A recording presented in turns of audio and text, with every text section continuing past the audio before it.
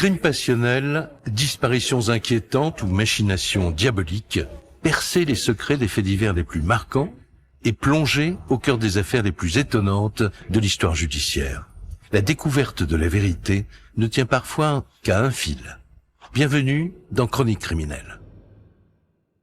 Dans cet épisode, l'affaire Dino Scala. Il est surnommé par la presse le violeur de la Sambre. Pendant 30 ans, c'est toute une région qui a tremblé à la simple évocation de ce prédateur, un homme qui agressait les femmes seules avant de les violer, souvent sous la menace d'un couteau. Il a sévi en France et même parfois en Belgique.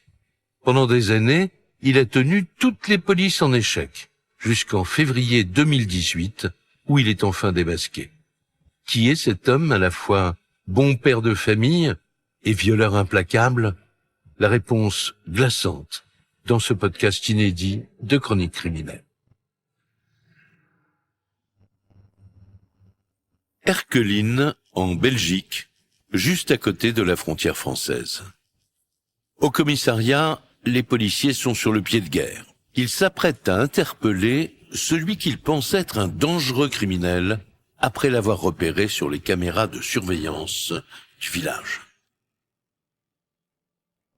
L'homme est pris en filature alors qu'il sort de chez lui, au petit matin. Le véhicule est immobilisé au bout de quelques kilomètres. Son conducteur est arrêté. Il n'oppose aucune résistance.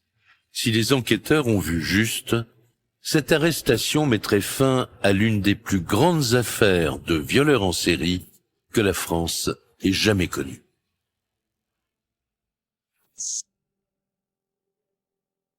Nous sommes en octobre 2002, à Bachan, tout près de Maubeuge. Une région ouvrière située près de la frontière belge, chez les Ch'tis. On est dans le nord de la France. Emmanuel Rigler, avocat des parties civiles. Avec une réputation de bienveillance, d'accueil, de gentillesse. C'est une agglomération de type industriel. Christophe Gilté, journaliste à RTL Belgique. Le long de la vallée de la Sambre, où il y a un grand passé d'activités de céramique, de sidérurgie, de métallurgie. C'est ici que vit Blandine, âgée de 13 ans. C'est une toute jeune adolescente en quête d'identité. Je suis en pleine période de crise adolescente où Blandine Carpentier, victime. je cherche un peu à être rebelle et en même temps à la fois gentille. Elle aime bien Britney Spears. Et puis elle danse comme elle, elle veut s'habiller comme elle. Fabienne Franck, maman de Blandine.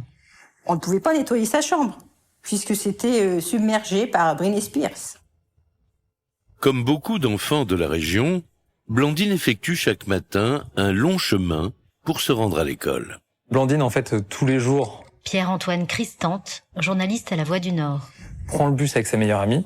Elle le prend à la mairie de Bachan et il va directement au collège Pablo Picasso à Aulnois. Mais en octobre 2002, une dispute avec son ami fait basculer le destin de Blandine. Les deux jeunes filles ne veulent plus se parler. Blandine décide alors de se rendre seule au lycée. Pour en quelque sorte lui poser un lapin, j'ai pris la décision en fait d'y aller à pied et pour éviter qu'elle me voie depuis le bus, j'ai pris donc ce petit chemin de campagne. C'est un petit chemin qui rejoint Bachan à Aulnois sans passer par la grande route. La lycéenne connaît bien les chemins comme celui-ci qui relient les villages entre eux. Alors, quand elle aperçoit une voiture un peu plus loin devant elle, elle ne se méfie pas. Et pourtant, sa vie va basculer. J'entends une portière s'ouvrir. Quelques secondes après, j'entends quelqu'un courir derrière moi et quand je me retourne, j'ai pas le temps de voir la personne puisqu'elle m'a déjà mis dans le fossé. Il m'a maintenu avec sa main droite sur le sol et avec l'autre main, il s'est masturbé tout simplement sur moi. Elle sait pas ce qui lui arrive, c'est inattendu. Elle va croire que sur l'instant, c'est fini. Il a essayé d'enlever mon pantalon, mais j'ai toujours été ronde, donc mes pantalons ont toujours été très serrés. Donc en fin de compte, ça m'a aidé puisqu'il ça lui a pas permis d'enlever mon pantalon, quoi. Au fond de moi, j'ai le sentiment qu'après ça, il va me tuer et m'enfermer dans le coffre. C'était pour moi ce qui allait se produire. Et le dernier mot que j'ai sorti, ça a été maman, quoi. Tétanisée, elle va faire la morte pour faire fuir un peu son agresseur. C'est comme ça qu'elle va s'en sortir. Et la ruse fonctionne. L'homme cesse immédiatement de s'acharner. Il prend la fuite. Blandine n'a pas pu distinguer le visage de son agresseur, caché par un bonnet. Par contre, elle se souvient d'un détail. Quand je me suis retournée et que j'ai entendu les pas courir derrière moi, étrangement, c'est son pull qui m'est resté en moi. C'est un pull gris avec une ligne blanche. Blandine est en état de choc. Elle ne se rend pas à la police, mais poursuit son chemin vers l'école. Son pantalon est abîmé, ses jambes tremblotantes. Dans la cour du collège, son comportement frappe tout de suite ses camarades. Mes amis sont venus vers moi pour me demander qu'est-ce qui se passe, en me disant « Mais Blandine, qu'est-ce que tu as? T'as une drôle de tête ?» Et mon pantalon en plus était sale. Aussitôt, Blandine est emmenée au poste d'infirmerie. L'infirmière me pose des questions, qu'est-ce qui m'est arrivé? Et de là, elle me fait attendre tout simplement, puisqu'elle a contacté la police du coin pour venir me chercher. L'école contacte également Fabienne, la maman de Blandine qui est à son travail. Je suis dévastée, je dis c'est pas possible, comment ça se fait, je comprends pas, elle doit le prendre le bus, parce que moi je n'étais pas au courant. Fabienne rejoint immédiatement sa fille à l'hôpital de Maubeuge. Blandine lui raconte avoir été violée. Mais le médecin est perplexe. On me dit qu'elle n'a pas été violée parce qu'elle n'a pas eu pénétration. Mais moi, c'est la même chose. Violée ou pas pénétrer, c'est la même chose. À 13 ans, Blandine ne fait pas la différence entre un viol et une agression sexuelle. Mais elle veut porter plainte. Alors, elle se rend avec sa maman au commissariat de son village. Le dépôt de plainte n'est jamais facile. Patricia Petit, psychologue, police d'Erkline en Belgique. Surtout quand il s'agit d'une agression sexuelle, c'est déjà très difficile à dévoiler. Les policiers ouvrent immédiatement une enquête et veulent identifier au plus vite l'agresseur avant qu'il ne commette d'autres méfaits. Face à Blandine, ils sortent les portraits d'individus condamnés pour des faits similaires. Il nous a fait montrer certains visages. Et surtout, ce policier nous avait bien dit à Blandine, fais attention à vos visages. Si tu dis que c'est celui-là, il peut avoir la prison à vie. Blandine a peur. Alors tout ça, on dit rien. On dit rien. Blandine n'a pas pu voir distinctement le visage de son agresseur. Et comme elle a peur de se tromper, elle écarte tous les portraits qui lui sont présentés. De plus, la collégienne a des difficultés à raconter son histoire. Les enquêteurs commencent à douter. Le commissaire dit que c'est pas vrai, tout le monde t'a dit tu fais une bêtise, c'était pas vrai. Le fait que les gens ne croient pas en ses propos ou aient des doutes, elle derrière, elle va se dire c'est peut-être moi qui ai fait quelque chose de mal. Pour moi, j'ai été violée 2 fois. Une par l'agresseur et une par la police. Même si c'est pas une agression physique, au fond de moi, ils ont violé ma confiance et mon estime de moi-même.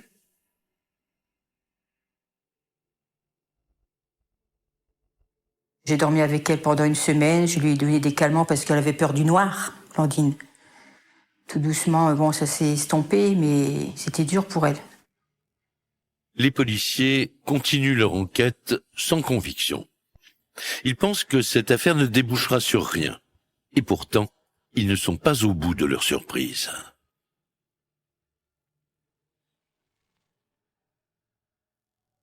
À 10 kilomètres de Bachan, une autre affaire de tentative de viol secoue la ville de Louvroil, au sud de Maubeuge. En septembre 2002, 1 mois avant l'agression de Blandine, une télévision régionale recueille le témoignage d'une employée municipale de Louvroil. Elle s'appelle Françoise. Elle a été attaquée en arrivant sur son lieu de travail. Il m'a poussé là par terre. Il m'a dit allonge-toi. Françoise, victime. Alors comme je me débattais, il s'est couché sur moi. Après donc il m'a remis debout. Il m'a dit tu vas te mettre à genoux, tu vas me faire une fellation. C'est le début d'une folle série noire. En quelques semaines, d'autres victimes affluent au commissariat de Louvroil. C'est le cas de Denise, attaquée tôt le matin par un inconnu. Mais il a dû être dérangé parce que il m'a claqué par terre et puis il s'est enfui. La psychose s'empare de la ville. Annick Matigello, la maire, prend les choses en main. L'élu renforce la surveillance policière, mais elle regrette le silence des autorités judiciaires qui ne veulent pas avertir la population. Prête à tout, elle prévient les journalistes. J'ai décidé de rompre la loi du silence parce que dans ce cas-là, il y a 2 solutions, où on se tait et on est complice. Annick Matigello, maire de Louvroil. Où on parle et on met le branle-bas de combat avec les médias, avec la police, avec le judiciaire. Et c'est ce que j'essaye de faire aujourd'hui. C'est une femme, donc elle a une sensibilité différente. Pierre-Antoine Cristante, journaliste à La Voix du Nord. Et elle n'a pas peur justement de prendre le contre-pied de tout le monde. Malgré les appels de Madame le maire, les policiers travaillant sur le dossier de Blandine à Bachan ne font pas le lien avec les agressions de Louvroil. Dans les villages, on pense que c'est probablement un fait commis par quelqu'un du coin. Christophe Gilté, journaliste à RTL Belgique. Comme ça se produit souvent, et donc on n'élargit pas la recherche à toute la région ou à toute l'agglomération. Les agressions de Louvroil sont confiées à un autre service, celui de la police judiciaire de Lille. D'autant que les enquêteurs, eux aussi, travaillent déjà sur des viols mystérieux qui touchent la région de Maubeuge depuis 1996. Les policiers cherchent notamment l'agresseur de Clara Bernard. En 97, cette jeune maman de 26 ans profite de son congé de maternité à la maison. Quelques minutes après le départ de son mari, elle est attaquée par un inconnu qui s'est introduit par le garage. Il l'attrape par derrière, il a des gants, il est masqué, j'ai jamais vu son visage. Et Clara Bernard, victime. il ordonne, il est sous la menace. Fais ci, fais ça. Il me dit de m'allonger, d'aller à un endroit et j'obéis. Clara Bernard décrit un homme portant une cagoule et des gants. Ces 2 détails figurent déjà dans d'autres dépositions de femmes agressées près de Maubeuge. En tout, les policiers recensent ainsi non pas 2 ou 3 cas, mais 9 affaires. Elles ont été victimes soit de tentatives de viol, Christine Vibaud, avocate des parties civiles. soit de viol. Alors, il y a des fellations qui sont aussi des viols. Il y a des adolescentes. Dominique Demoulin, journaliste judiciaire. Et il y a des femmes qui ont plus d'une 50aine d'années. Les enquêteurs se demandent s'ils ont affaire à des viols sans lien ou au contraire à un violeur en série.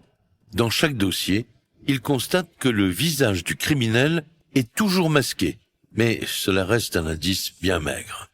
On voit peu de violeurs attaqués de face, à visage découvert. Emmanuel Rigler, avocat des parties civiles. C'est pas suffisant pour penser que c'est un seul homme. L'enquête piétine, quand enfin, en 1997, une nouvelle agression relance les investigations. Une jeune femme raconte aux policiers avoir réussi à retirer la cagoule d'un homme qui tentait de la violer. Aussitôt, un portrait robot est dressé, les policiers reprennent espoir. Ils ont enfin un visage. Le portrait robot représente une personne d'âge moyen. Ce portrait robot ressemble à tant de Français, avec le front plutôt dégarni, avec un visage plutôt rond, pas de barbe, pas de moustache. Méthodiquement, les enquêteurs comparent le portrait robot avec tous les individus impliqués dans des affaires d'agression sexuelle. Mais aucun profil ne correspond. La justice française prend aussi une décision lourde de conséquences. Elle s'oppose à la diffusion du portrait robot dans les médias. Il y a la volonté de ne pas forcément créer une psychose sur le secteur. Alors, cherchant de nouveaux indices, les enquêteurs passent à la loupe le mode opératoire des viols. Et ce qui les surprend, c'est l'horaire tout à fait inhabituel des agressions. C'est souvent entre 7 et 8 heures du matin. Jean-Paul Donnet, géoprofiler.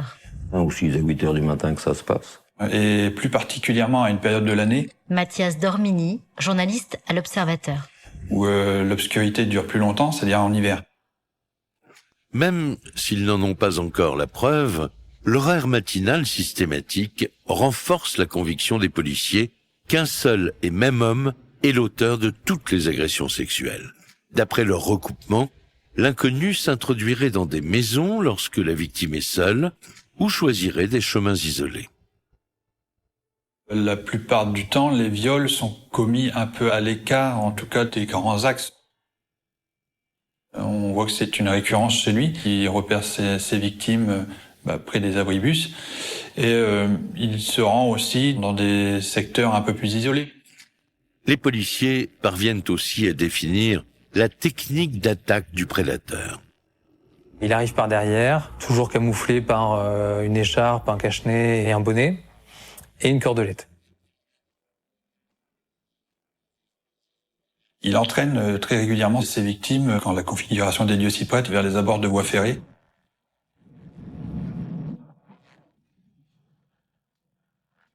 Il leur attache les mains avec une cordelette. Il les menace assez régulièrement aussi avec un couteau. Tout ça pour les conditionner et faire en sorte qu'elles se tiennent tranquilles. L'horaire matinal, les lieux isolés, la cordelette, les enquêteurs disposent désormais de détails précis sur le mode opératoire. Et ça n'est pas tout. En réétudiant les dossiers, ils tombent sur un autre élément caractéristique de l'agresseur. Son odeur. Une odeur que certaines qualifieront de pourriture. Se dégager de l'agresseur. C'est pas une odeur corporelle, par exemple de saleté, de sueur, de moisissure, mais ce serait, selon certaines, une odeur d'œuf pourri, et selon d'autres, une odeur de produits industriels. Les enquêteurs tiennent une piste. Peut-être l'agresseur porte-t-il une combinaison utilisée dans une usine. Il y en a beaucoup dans la région de Maubeuge. Mais, malgré tous ces éléments rassemblés par la PJ, les investigations patinent. Il faudra attendre les progrès de la police scientifique pour relancer la traque du supposé prédateur sexuel. Nous sommes désormais en l'an 2000. 4 ans se sont écoulés depuis l'ouverture de l'enquête sur les viols par la PJ de Lille. À l'époque, de nouvelles avancées scientifiques permettent de résoudre des affaires grâce à l'analyse des empreintes génétiques. Alors la police française décide de réexaminer toutes les traces ADN récoltées lors des viols. Et elles ont été collectées au fil du temps, mais le problème c'est qu'on ne sait pas à qui elles appartiennent, ces traces ADN. Pour le découvrir, les enquêteurs transmettent les données au laboratoire scientifique de la police. Et là, l'enquête fait un bond en avant. Ils se rendent compte que les traces ADN sont toutes les mêmes, elles appartiennent à la même personne. L'intuition de la police judiciaire était donc la bonne. Mais encore faut-il mettre un nom sur ce violeur en série.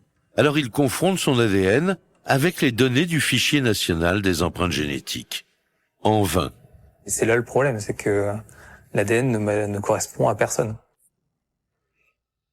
C'est quelqu'un qui n'a pas de casier judiciaire, puisque l'ADN que l'on a retrouvé sur le lieu des viols, il ne correspond à rien de ce qu'on a dans les banques de données. L'homme recherché n'a donc jamais eu affaire à la justice. Malgré tous leurs efforts, les enquêteurs sont dans l'incapacité de le retrouver. Ça peut être quelqu'un de l'habitation d'à côté, ça peut être quelqu'un du village. Peut-être que c'est un père de famille qui a une vie tout à fait rangée et qui part au travail le matin. Les policiers savent maintenant qu'ils ont affaire à un violeur en série. Mais sans éléments supplémentaires pour le coincer, ils craignent qu'il ne repasse à l'action à tout moment. Une crainte, hélas, justifiée.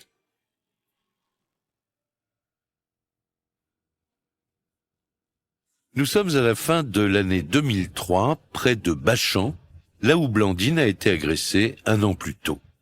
Charlotte, une adolescente, a rendez-vous avec des amis dans un village voisin. Elle décide de s'y rendre à pied.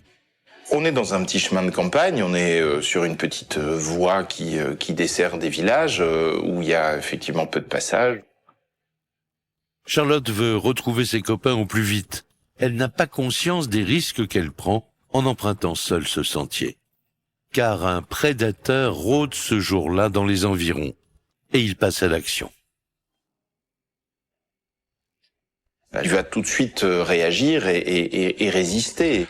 Emmanuel Rigler, avocat des parties civiles. Pour que cette agression sexuelle n'aille pas plus loin et qu'elle ne se transforme pas en viol. Charlotte ne cesse de hurler. Elle donne des coups à son agresseur. Elle parvient à le faire fuir. Immédiatement, elle dépose plainte au commissariat. Cette tentative de viol rappelle aux policiers du village l'agression de Blandine. Le mode opératoire est semblable. Ils tentent dès lors de rapprocher les deux dossiers. Mais ils n'ont pas assez d'éléments pour conclure qu'il s'agit d'un même agresseur. En 2004, Blandine est de nouveau convoquée par les policiers, mais pour elle, c'est la douche froide. J'ai été rappelée pour pouvoir faire une conclusion en fin de compte de l'enquête. Blandine Carpentier, victime. Et quelles sont mes séquelles psychologiques. Et pour en conclure en fin de compte qu'ils n'ont rien trouvé. Blandine et sa maman sont déçues. Cette dernière a le sentiment que les policiers doutent toujours du récit de sa fille. Les policiers devraient toujours croire. Qu'est-ce qu'une jeune fille dit? Fabienne Franck, maman de Blandine. Une jeune femme qui est blessée aussi, n'importe qui se plaint, c'est qu'il y a quelque chose. On dit pas ça comme ça. Non, c'est pas possible. Ce ne sont pas des commissariats avec des services hautement spécialisés. Il n'y a pas de brigade des mœurs. On est véritablement à la campagne, on est dans des coins reculés. Durant 2 ans, des jeunes filles habitant les environs de Maubeuge se font agresser. Malgré les plaintes des unes et des autres, aucun recoupement entre les affaires n'est fait. À la PJ de Lille, par contre, les policiers établissent des connexions. En 2004, ils relient entre elles plus de 15 affaires signalées dans la région. Les recherches se poursuivent discrètement. Les enquêteurs ne veulent pas que le violeur se sente traqué. On n'en parle pas trop. Pierre-Antoine Cristante, journaliste à La Voix du Nord. Les autorités, pour éviter de faire peur aux gens, sont plutôt réservées sur le sujet. On peut pas dire qu'il y ait une psychose. Mathias Dormini, journaliste à L'Observateur. En tout cas, c'est pas le ressenti qu'on en a. Toutes ces années, j'ai jamais entendu parler d'agression sur jeune fille, rien. Ce que la maman de Blandine ignore, c'est que les policiers de la PJ ont découvert de nouveaux indices. En analysant sur une carte les lieux des agressions, un élément leur saute aux yeux. Le prédateur frappe systématiquement le long d'un cours d'eau. Les policiers français décident de baptiser cet inconnu le violeur de la Sambre. On se rend compte en fait que ces agressions suivent un cheminement. Et c'est le cheminement du cours d'eau de la Sambre qui traverse la Sambre-Avesnois. Et donc ça fait comme une sorte d'unité géographique. Christophe Gilté, journaliste à RTL Belgique. D'autant que les faits se produisent souvent sur des petites routes qui ne sont pas très éloignées de la Sambre. Or, cette rivière est frontalière. Elle se poursuit en Belgique. Le dossier prend alors une dimension internationale.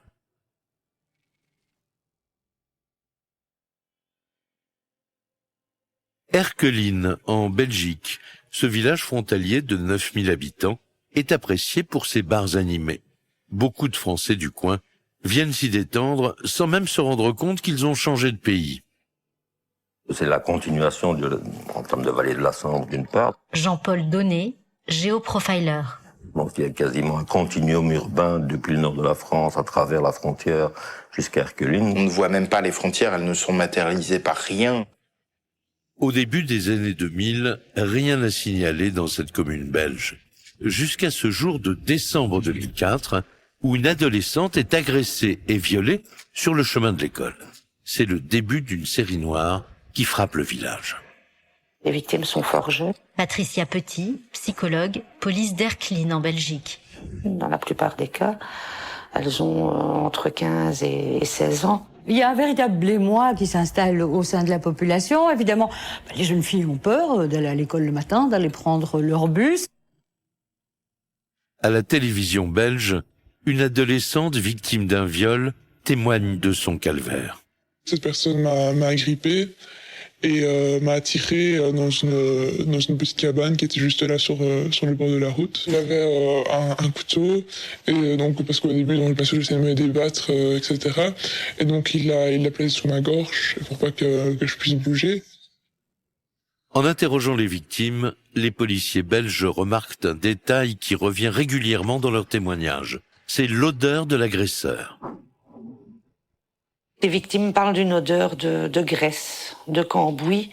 C'est quelque chose qui les marque pendant leur agression. Cette même odeur, c'est un indice important pour les enquêteurs belges. Cela renforce l'hypothèse qu'ils auraient affaire à un violeur en série.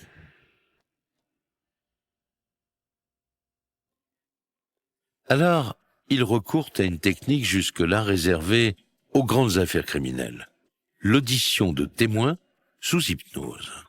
La police belge a décidé de recourir à l'hypnose, car il semblerait que les gens sous hypnose se souviennent mieux des faits. Une première victime est convoquée au commissariat. Et cela marche. Grâce à son témoignage sous hypnose, les policiers dressent un portrait robot très détaillé de son agresseur. Ce violeur, d'après les victimes, aurait un âge d'environ 35-40 ans, de corpulence normale, mais avec un petit ventre, d'après ce qu'elles décrivent. Méthodiquement, les policiers belges montrent le portrait robot à tous les habitants du village d'Erquelines. Ils le diffusent aussi dans les médias locaux. Mais ils n'obtiennent aucun résultat. Leur déception est grande. Ils se demandent bien comment ils vont réussir à résoudre cette série de viols. C'est alors qu'en 2006, un peu par hasard, l'enquête connaît un rebondissement capital.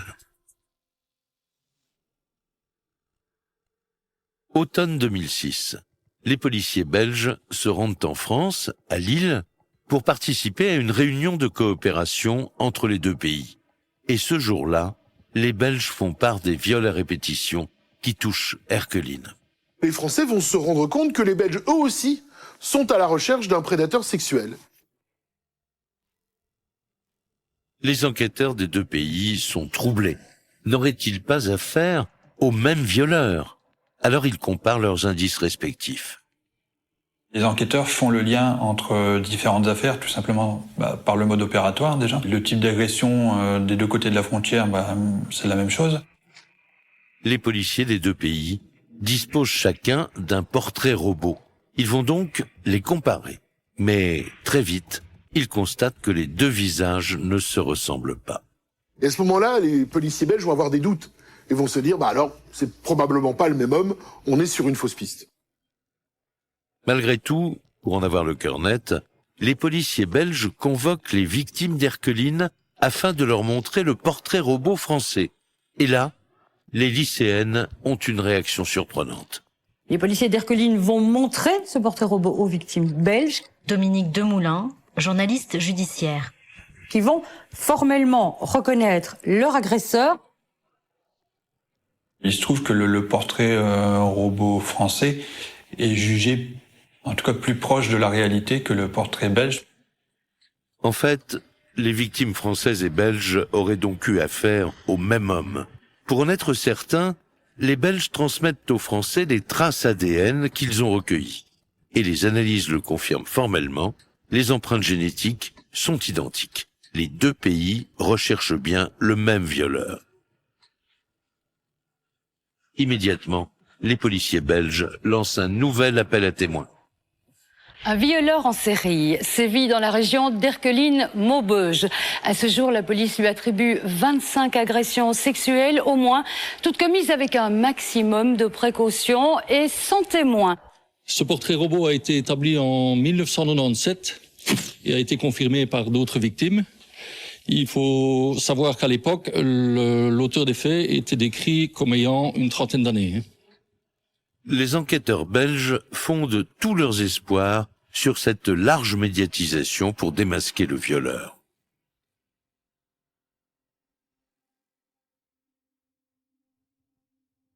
Mais l'appel à témoins ne donne rien.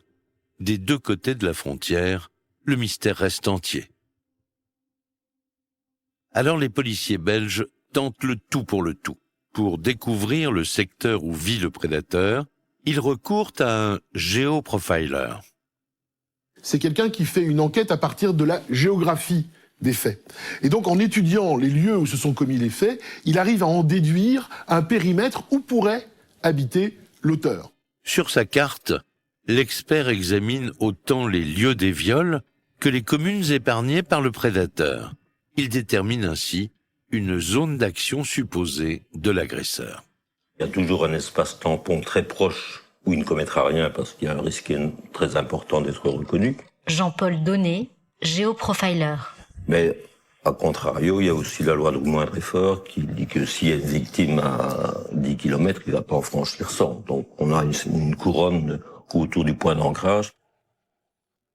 D'après le géoprofiler, le violeur habite à moins de 10 km de la frontière.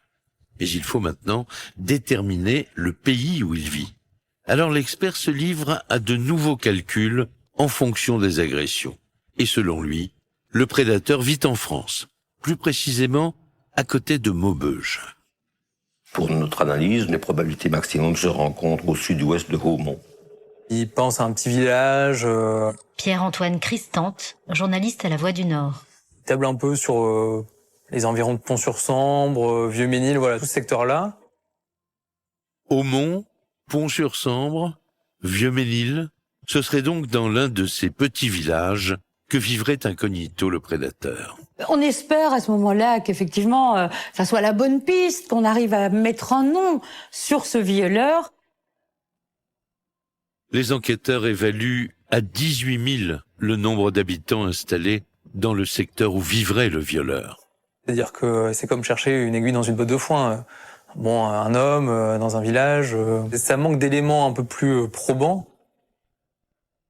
Les policiers français et belges n'ont pas les moyens d'enquêter sur tous les hommes du secteur.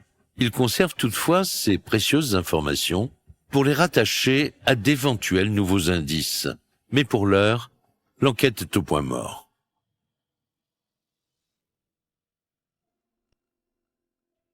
Les victimes vivent très mal que leur agresseur soit toujours en liberté. À Bachan, Blandine est angoissée dès qu'elle sort dans la rue. Peut-être qu'elle le croise tous les matins. Fabienne Franck, maman de Blandine. Ça, c'est sûr qu'elle me l'a déjà dit, ça. C'est vrai. On se méfie de tout le monde. Quand j'entends quelqu'un courir derrière moi... Blandine Carpentier, victime. Au fond de moi, il y a quelque chose qui vibre et d'ailleurs, je me mets souvent en colère après la personne qui court derrière moi. Clara, agressée à son domicile en 97, conserve aussi de terribles séquelles. Elle ne se sent jamais en sécurité dans sa maison. On a fait tous les travaux, on a muré la porte de garage. Clara Bernard, victime. On a remis une alarme, on a pris un berger allemand. Les victimes se demandent si leur agresseur sera un jour arrêté. En 2010, les policiers constatent que le prédateur ne fait plus parler de lui. Plus aucune agression n'est signalée. Même silence les années suivantes. Le temps passe et les enquêteurs voient mal comment ils pourraient un jour démasquer le violeur de la Sambre, à moins d'un ultime rebondissement. Erqueline, en 2018. Voilà plus de 7 ans que les agressions matinales ont pris fin, jusqu'à ce jour de février. Il est 7 heures, Jennifer, une lycéenne de 16 ans, part à l'école sans se douter qu'elle est observée. La jeune fille qui habite en France est scolarisée en Belgique. Patricia Petit, psychologue, police d'Erquelines en Belgique. Donc elle vient pour prendre son bus à Erquelines, elle se rend compte qu'elle est en retard, elle prend un raccourci par les voies de chemin de fer. La jeune fille a les écouteurs sous les oreilles, donc elle l'entend pas arriver.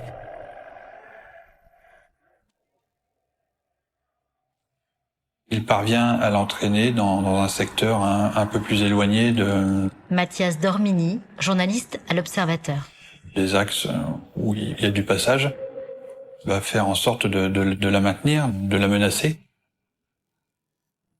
Il n'a pas vraiment le temps, de s'attarder sur sa proie, puisqu'elle se débat tellement, elle crie tellement qu'il est obligé de la lâcher.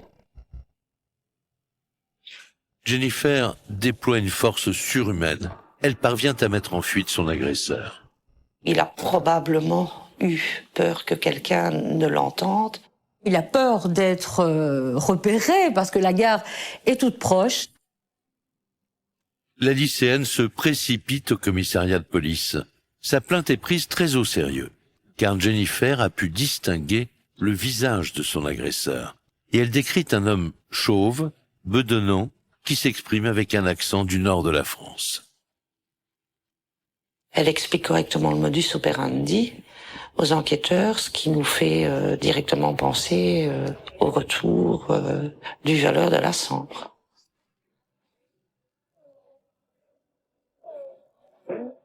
Dans les locaux de la police belge, c'est l'effervescence. L'enquête sur le violeur en série est relancée. Et cette fois, enfin, les policiers ont de la chance. L'agression s'est déroulée en face de la gare d'Erquelines, un quartier sous vidéosurveillance. 2 ans plus tôt, le maire d'Erquelines avait fait installer des caméras. Dominique Demoulin, journaliste judiciaire. À proximité de la gare d'Erquelines, parce que finalement c'est le quartier chaud de cette petite ville. Quelques frontaliers qui vont en Belgique faire un peu la fête, qui vont profiter. Et c'est surtout pour empêcher ces nuisances et repérer les auteurs de ces nuisances que les caméras sont là. La clé de l'énigme se trouve peut-être sur les bandes vidéo de ces caméras. Les enquêteurs examinent méthodiquement les images, mais ils découvrent que le raccourci emprunté par la victime n'est pas couvert par le champ des caméras. Elles filment rien. De l'agression, elles ne vont rien filmer. Les policiers belges ne s'avouent pourtant pas vaincus. Ils décident d'analyser de plus près les images dans l'espoir de trouver un indice. Alors, ils observent les véhicules présents sur le parking de la gare. Un collègue du service intervention s'est attelé à regarder les caméras. Il a essayé d'observer, suivant les heures de l'agression, les véhicules qui sont venus se stationner dans les environs de la gare un petit peu avant l'agression et qui sont repartis un petit peu après. Il a essayé, sans vraiment y croire.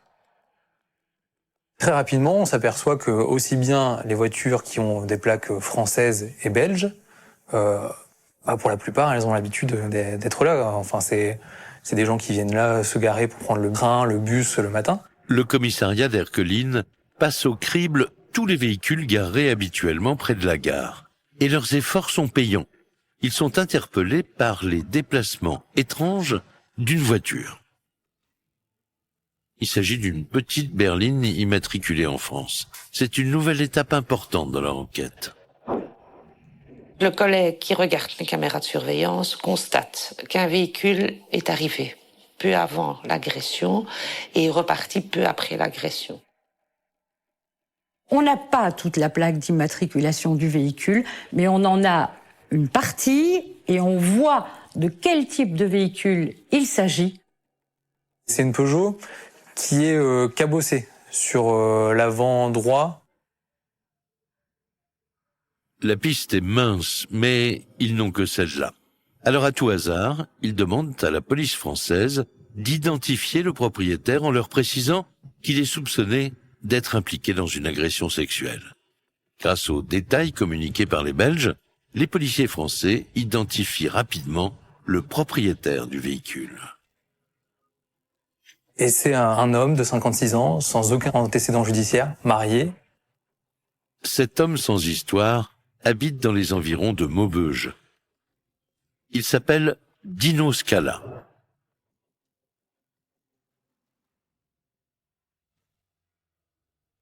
Les enquêteurs choisissent de ne pas l'interpeller directement. Ils veulent en savoir plus sur cet homme et sur ses occupations. Et un premier élément les interpelle. Ils découvrent que Dino Scala est ouvrier dans une usine où il manipule des produits dégageant une forte odeur. Dino Scala travaille dans la maintenance industrielle, c'est-à-dire qu'il intervient au sein d'entreprises, notamment locales, pour l'entretien des machines. La particularité de cette entreprise, c'est qu'elle est située pile à la frontière entre la France et la Belgique. Christophe Gilté, journaliste à RTL Belgique. Entre Jeumont et la commune belge d'Erqueline. Ce qui éveille également la curiosité de la PJ, c'est le village où habite Dino Scala, Pont-sur-Sambre. Comme son nom l'indique, cette commune est située sur la Sambre, cette rivière le long de laquelle sont commis les viols. Alors, les enquêteurs reprennent le rapport du géoprofiler. Et là, ils découvrent que Pont-sur-Sambre est situé dans le secteur où, d'après le spécialiste, le violeur pourrait habiter. Pont-sur-Sambre et Aumont sont deux communes qui se touchent. Jean-Paul Donnet, géoprofiler. Je peux mesurer sur la carte que ça fait de l'ordre de quelques kilomètres. Autre élément troublant, la ressemblance de Dino Scala avec le portrait robot. Quand on regarde, on se dit, bah oui, oui, ça correspond. Dino Scala pourrait-il être le violeur de la Sambre? Pour les policiers, il y a la ressemblance, le lieu d'habitation le long de la Sambre et son travail en usine. Beaucoup d'éléments qui en font un suspect crédible. Le problème, c'est qu'en fouillant dans sa vie, il découvre un homme a priori sans histoire. Alors, qui est-il vraiment? Dino Scala, c'est un peu un père tranquille. Il s'est marié une première fois en 1987, il a eu 2 enfants, un garçon et une fille, puis il a divorcé et s'est remarié 10 ans plus tard. Et là, il a eu 3 autres enfants. C'est un homme affable, sympathique avec ses voisins. C'est un compagnon qui a priori rendait heureuse Emmanuel Rigler, avocat des parties civiles. celle avec laquelle il vivait. Et on apprécie sa personnalité. Mathias Dormini, journaliste à l'Observateur. C'est vraiment quelqu'un qui fait l'unanimité autour de sa personne. D'après l'enquête de voisinage effectuée dans son village, les policiers sont face à un homme respecté. Il est bénévole au sein de nombreuses associations sportives. Il a entraîné plusieurs clubs locaux, notamment le club de Pont-sur-Sambre, pendant des années.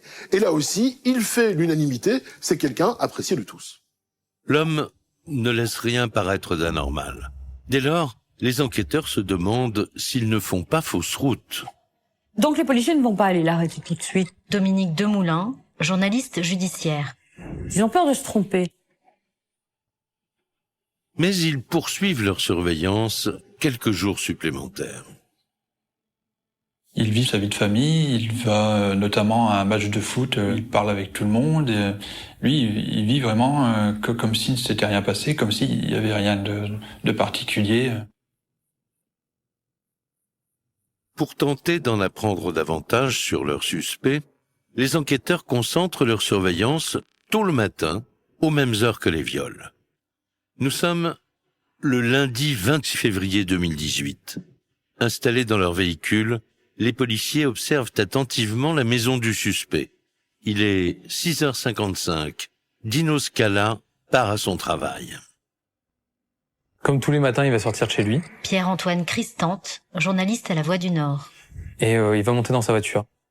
Immédiatement, les enquêteurs relèvent un détail troublant. Sa tenue vestimentaire. Elle correspond étrangement à la description faite par les victimes. Il porte un bonnet sur la tête, il a le cache-nez qui a souvent été décrit par les victimes, il a un blouson noir. Ce nouvel élément fait basculer l'enquête. Les policiers ne veulent prendre aucun risque. Ils prennent Dino Scala en filature et profite d'un ralentissement à l'approche d'un rond-point pour intervenir. Les policiers se précipitent sur sa voiture, ils ouvrent les portes, se saisissent de lui, ils n'opposent aucune résistance. Les policiers fouillent la Peugeot 206 de leur suspect.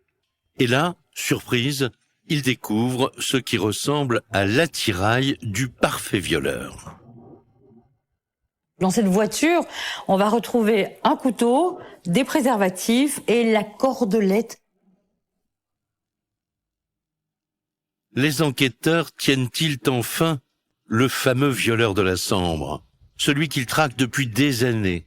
Pour eux, il y a suffisamment d'éléments pour le mettre en garde à vue. L'audition commence, l'atmosphère est tendue. Il est fermé, il dit au policier qu'il ne dira rien. Dino Scala essaye de faire croire qu'il n'est lié en rien dans toute cette affaire. Il n'est pas spontanément coopérant. Alors, les policiers déposent sur la table les indices retrouvés dans son véhicule. Quand les policiers lui montrent le couteau et la cordelette trouvés dans sa voiture, il ne donne pas d'explication, ce n'est pas lui, point final. Face à son silence, les enquêteurs changent de tactique. Ils lui prélèvent un échantillon d'ADN pour le comparer à celui retrouvé sur les différentes scènes d'agression. Mais là, il va changer complètement d'attitude. Quand on va lui parler d'ADN, il va comprendre qu'il sera de toute façon confondu. Après un moment d'hésitation, Dino Scala prend la parole. Et il passe aux aveux. Les policiers n'y croyaient plus. Oui, il s'est rendu quelques jours plus tôt à Erqueline, dans le but de commettre un viol.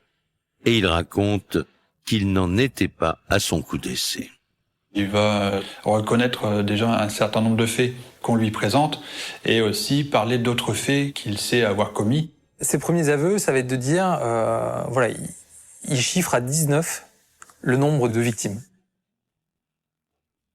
Dino Scala avoue être l'auteur de 19 faits de viol et agressions sexuelles. Les policiers n'en reviennent pas. Ils ont face à eux celui qu'ils surnommaient le violeur de la Sambre.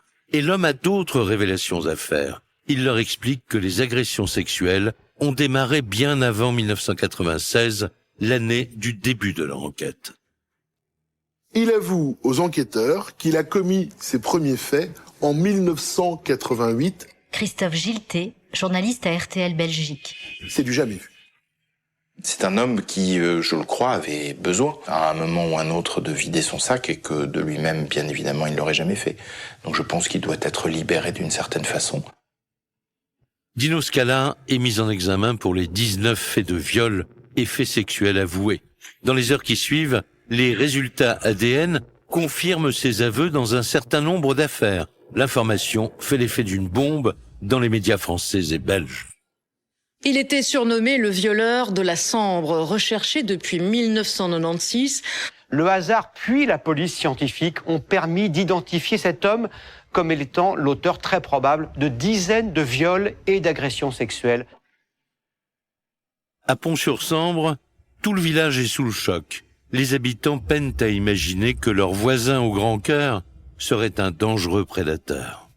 Pour moi, c'était quelqu'un de très bien. C'est pas quelqu'un que je me serais méfié, que je me serais... Non, j'ai jamais eu de souci avec cette personne. On se demande, voilà, est-ce qu'on a loupé parce que, mais après, on a beau se remémorer les moments qu'on a passés avec lui, voilà, il n'y a rien qui aurait pu laisser paraître des actes de ce genre-là. Et pourtant, derrière un profil totalement ordinaire, Dino Scala se révélerait être l'un des plus redoutables violeurs en série que la France et la Belgique aient jamais connus. Ils ne le savent pas encore, mais les enquêteurs ne sont qu'au début d'une longue série de révélations.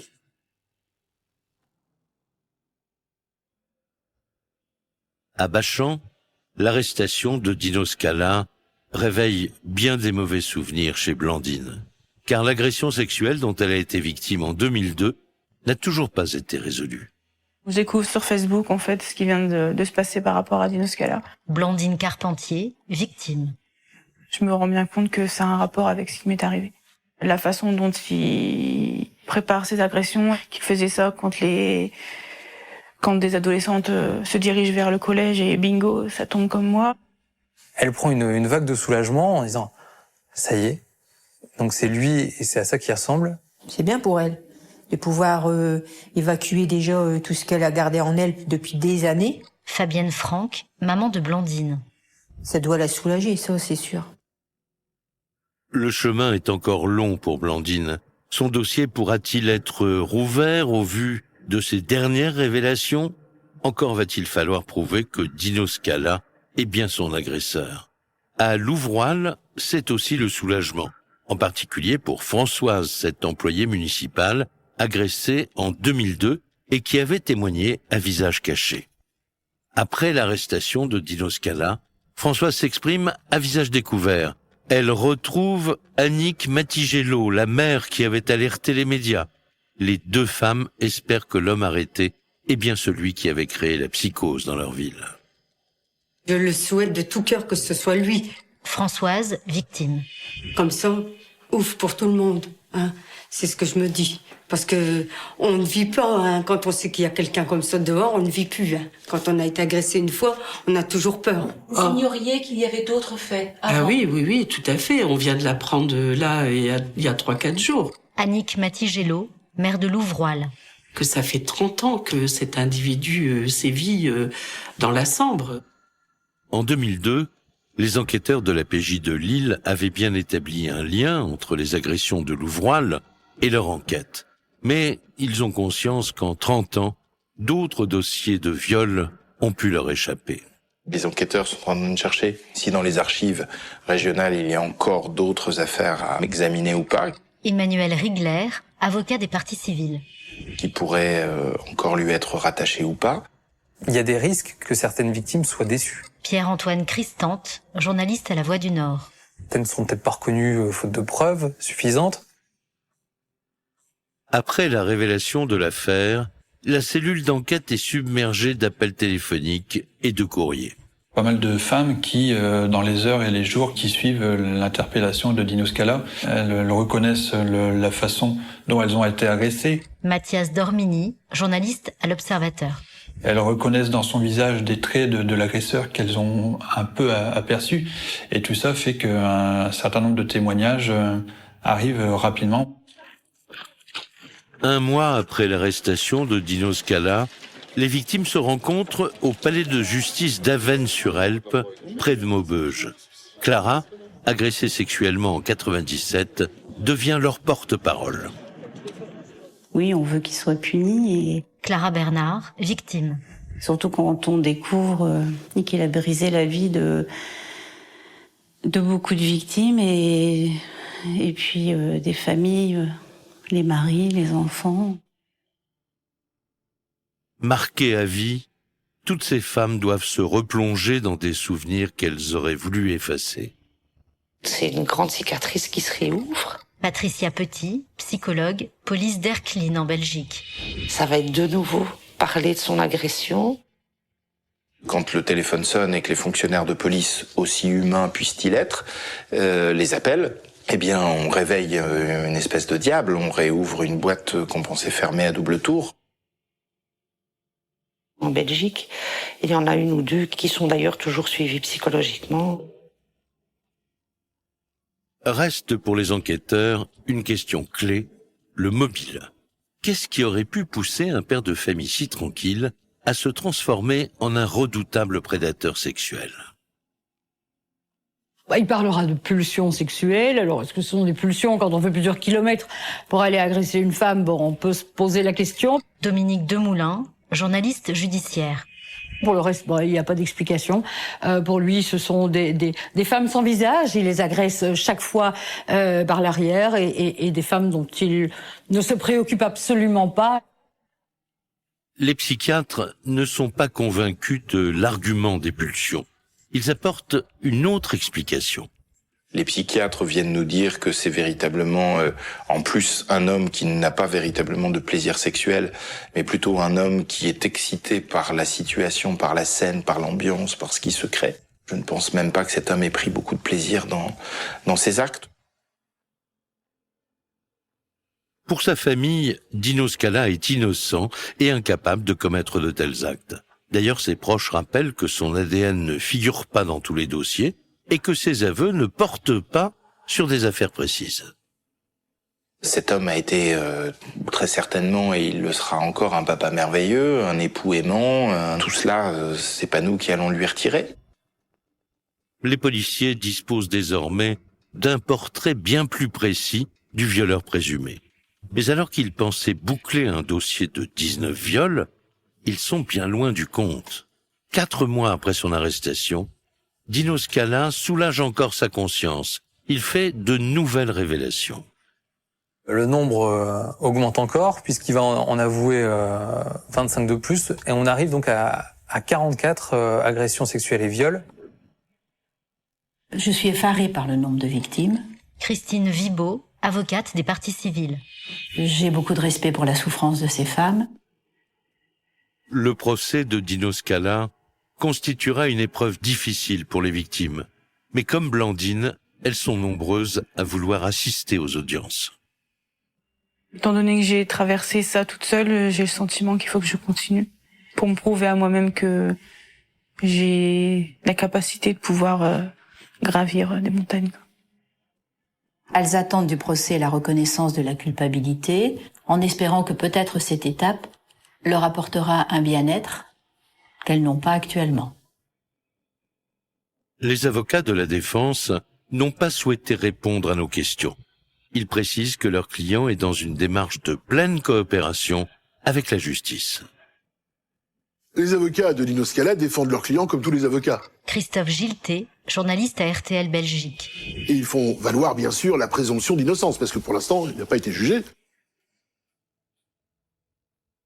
L'enquête n'est pas à l'abri d'un nouveau rebondissement. Les magistrats n'excluent pas de revoir à la hausse le nombre des victimes suite à la découverte de nouveaux éléments.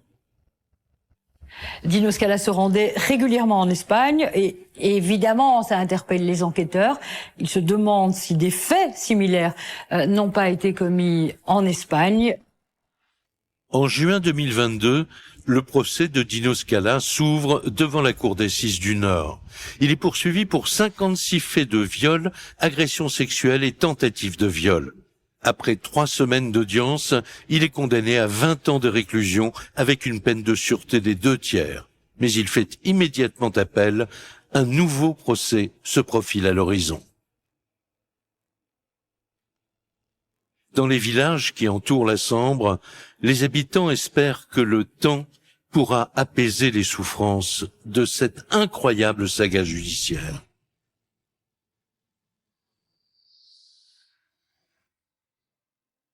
Vous venez d'écouter Chronique criminelle. Si l'épisode vous a plu, n'hésitez pas à mettre des étoiles, à commenter ou à vous abonner sur votre plateforme d'écoute préférée. Et retrouvez dès la semaine prochaine un nouvel épisode de Chronique criminelle.